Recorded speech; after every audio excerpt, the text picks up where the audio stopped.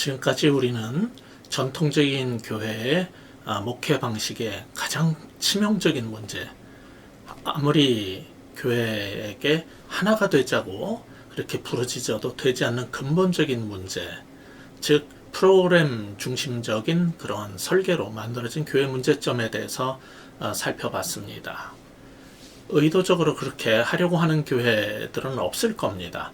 그러나 목회를 하다가 보면은 자신도 모르게 행사 위주로 가게 되고 여러 가지 프로그램을 돌리는 것이 목회의 한 성공적인 길이라고 생각한 나머지 그런 일에 빠지게 되는 겁니다.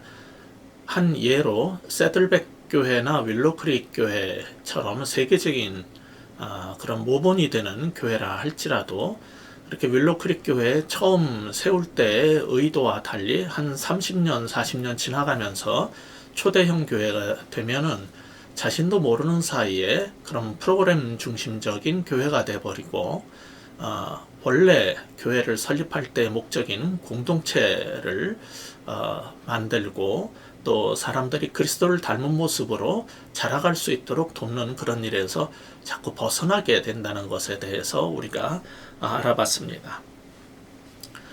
그래서 윌로크릭 교회의 빌 하벌스 목사님 같은 경우는 자신의 치부라고 할 수도 있는 그런 30년, 40년 지나가면서 초대형 교회가 되어가면서 발생한 그런 문제점에 대해서 적나라하게 보여주고 또 다른 교회들은 그런 길로 빠지지 않도록 촉구하면서 원래 의도했던 성경적 교회의 모습이 무엇인가를 다시 한번 환기시켜 주려고 노력한 것을 높이 평가했습니다.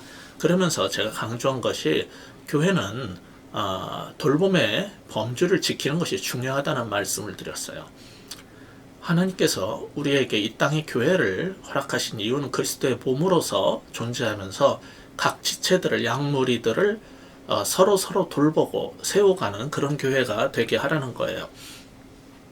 물론 목사님마다 역량이 차이가 있어서 어떤 사람은 100명이 넘으면 양들을 제대로 돌보기 힘들지만 어떤 사람은 500명, 1000명도 가능하고 어떤 사람들은 이제 우리가 말하는 소그룹 중심의 가정교회를 중심으로 모인 주일에 대그룹 공동체까지 해서 뭐 500명, 1000명 이렇게까지도 충분히 목회하시는 목사님들도 계셔요. 우리는 가정교회가 되고 모두 작은 교회가 돼서 목사님 혼자서 다 돌볼 수 있는 사이즈의 그 소형교회가 돼야 된다는 얘기를 하는 것이 아닙니다. 셀교회는 그런 걸 추구하는 건 아니에요. 그러면은 어떻게 돌볼 수 있는가? 목사님이 홀로 다 돌볼 수 없기 때문에 부목사나 전도사를 뽑아서 그들이 하게 하면 되느냐? 그렇지 않습니다. 그들이 하는 것과 담임 목사가 또 자신의 양들을 돌보는 것에는 어떤 차이가 있기 마련입니다. 그렇다고 부목사를 계속 뽑으면 교인들이 그걸 또 그냥 좋다고 두고 보느냐 하면 그렇지는 않아요. 우리 헌금을 그렇게 많이 인건비로만 지출하는 게 옳으냐 하는 문제를 가지고 또 나오기 때문에 담임 목사는 이제 셀 리더들, 목자들을 잘 돌보고 양육하고 자신의 작은 목장으로 그렇게 만들어서 끊임없이 돌봐야 될 것입니다.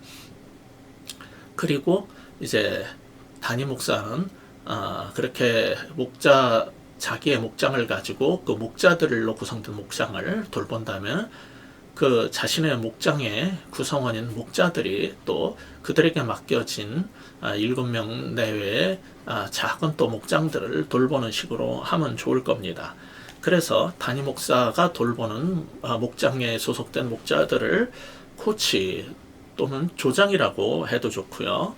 그들이 이제 또 나가서 목자가 되어서 섬겼던 그런 목장에서 올라온 차기 리더들을 돌보는 코치 역할을 잘 해주면 좋고요. 그러한 돌봄을, 코치들한테 돌봄을 받는 목자들과 셀 리더들이 또 교인들을, 자신들의 목장원들을 돌보는 그런 사역을 하는 방식을 쓰든지 여러 가지 이제 방안은 우리가 강구해내야 될 것입니다. 그렇게 해서 담임 목사부터 해서 모든 교인들이 서로 돌보고 연약하고 부족한 사람들을 잘 세워가는 그런 목회를 할 수 있으면 좋겠어요. 근데 그렇게 해서 내적으로 성숙하고 가족이 된다 해도 새로운 교우들이 계속 들어오고 불신자들이 전도되어서 이제 목장원으로 들어오고 교인이 되어야 되겠죠. 그렇게 하면은 더 돌볼 일이 많아지는데 어떤 목사님들은 이 교회 저 교회 집회 다니는 것에 만족을 하고 그렇게 여기저기 다니면서 그냥 장돌뱅이처럼 말씀 전하는 것이 마치 성공의 한 척도인 것처럼 그렇게 생각하는 일이 있는 것 같습니다. 그런 일이 생기면 안 돼요. 목사님부터 교인들을 돌보고 무엇보다 중요한 것은 그런 목자들을 세우는 일꾼들을 세우는 일에 전념했으면 좋겠어요.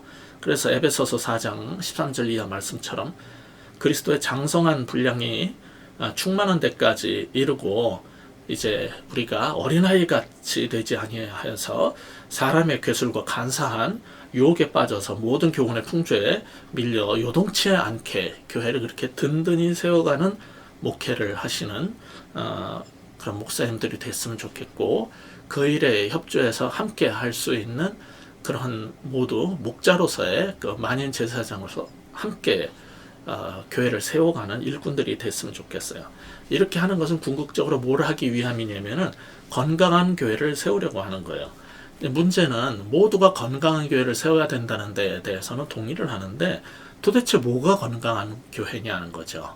여기에 대해서 목회자라면 딱 의사들이 환자를 돌볼 때 건강하려면은 어떤 지표, 뭐 심박수는 얼마, 예를 들자면은 뭐 혈압은 얼마, 혈당 지수는 얼마, 뭐 근육량은 얼마, 뭐 이런 것들이 있지 않겠습니까?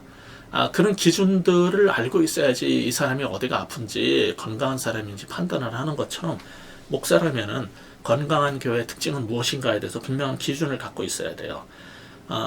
제 책 중에 건강한 목회를 건강한 목회를 통해 세워가는 건강한 교회라는 책이 있어요. 건강한 목회를 통해 세워가는 건강한 교회. 그 책에도 여러 형태의 건강한 교회 특징을 소개했고 또 대표적으로 스티븐 맥키아가 쓴 건강한 교회의 10가지 특성이라는 책이 있어요. 그런 책들이라든지 한동안 우리나라에 많이 유행을 했던 크리스찬 슈바르츠가 쓴 자연적 교회 성장이라는 책들을 참조하면 좋겠습니다. 이제 잠시 건강한 교회의 특징을 비교하자면 스티븐 맥키아는 10가지 그리고 슈바르츠는 8가지의 질적 특성을 얘기했는데 그걸 조금 비교해서 이제 말씀을 드리겠습니다. 스티븐 맥키아는 그 교회에 딱 가면은 첫째, 하나님의 권능을 주시는 임재가 느껴진다는 거예요. 두 번째, 하나님을 영화롭게 하는 예배가 있다는 거예요.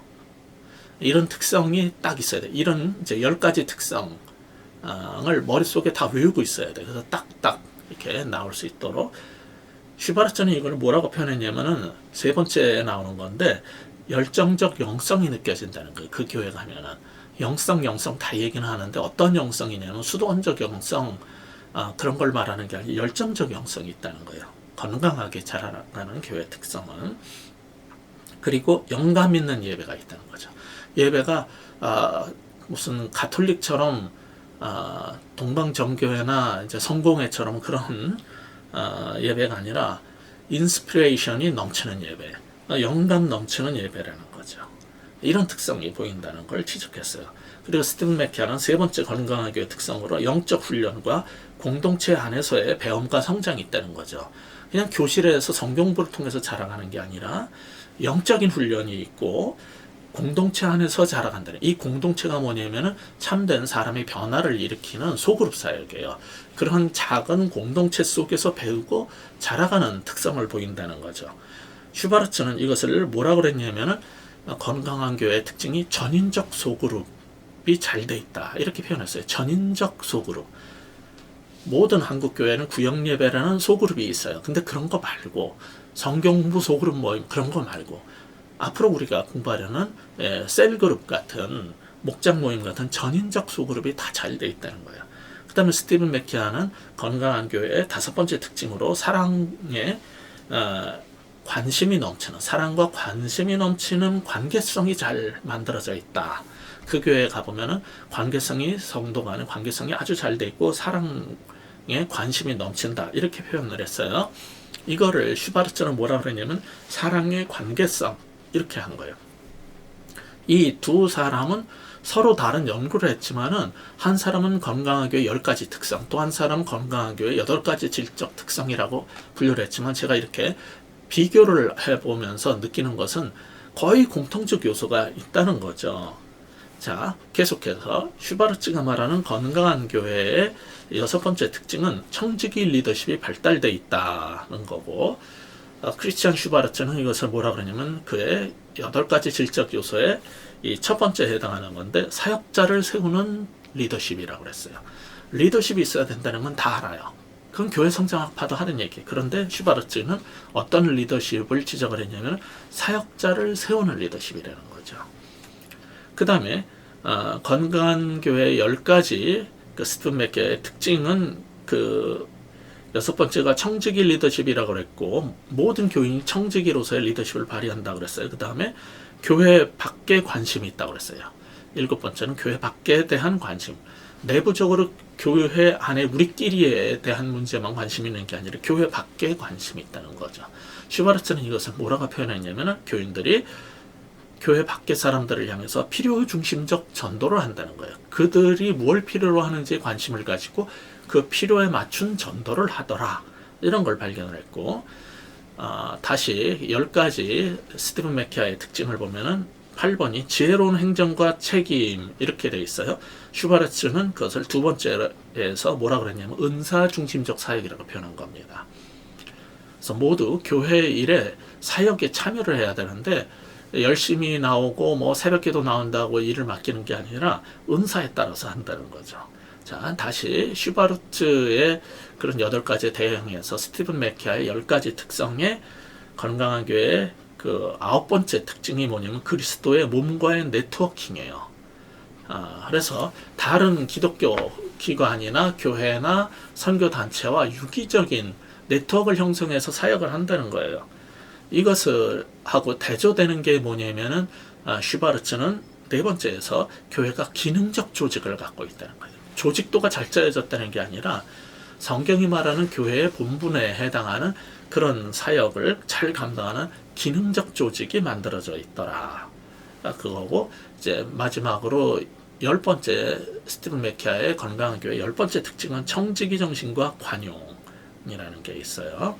그래서 이러한 10가지 혹은 8가지 특성을 머릿속에 딱 집어넣고, 우리 교회는 이런 특징에 의해서 뭐가 잘 되고 있고 뭐가 약점인가, 이거를 분별을 해서 그것을 보완하고 몸 전체가 어느 한 부분만 고장나도 그건 병든 거예요. 9가지가 다 좋아도 눈 하나만 고장이 나도 그건 환자입니다. 그것처럼 10가지 혹은 8가지 모든 특성이 평균점 이상은 다 나와야 돼요. 근데 여기에서 공통적으로 두 사람이 강조하는 게 있어요. 그게 뭐냐면은 전인적인 소그룹 사역이에요. 그래서 어떤 우리나라만 구역 예배를 갖고 있는 이런 특징에 비해서 서구 교회는 없다고 하지만 건강한 교회들을 보면요, 구역 예배가 아니라 정말 탄탄한 소그룹 목장 모임이 굉장히 잘 돼 있다는 걸 알 수 있어요. 자, 이런 측면에서 이제 건강한 교회를 세우고 싶다면 우리가 무엇을 강조해야 되고 무엇에 신경을 써야 되냐면은 소그룹 사역을 잘해야 되는 겁니다. 목장 모임, 소그룹 사역, 셀 모임이 강한 교회가 결국은 건강한 교회로 자라간다는 겁니다. 이제 다음 시간에는 우리 제 책의 그 제2과 소그룹 사역을 위한, 목장 모임을 위한 또는 셀 그룹을 위한 신학적 기초에 대해서 본격적으로 알아보도록 하겠습니다. 수고하셨습니다.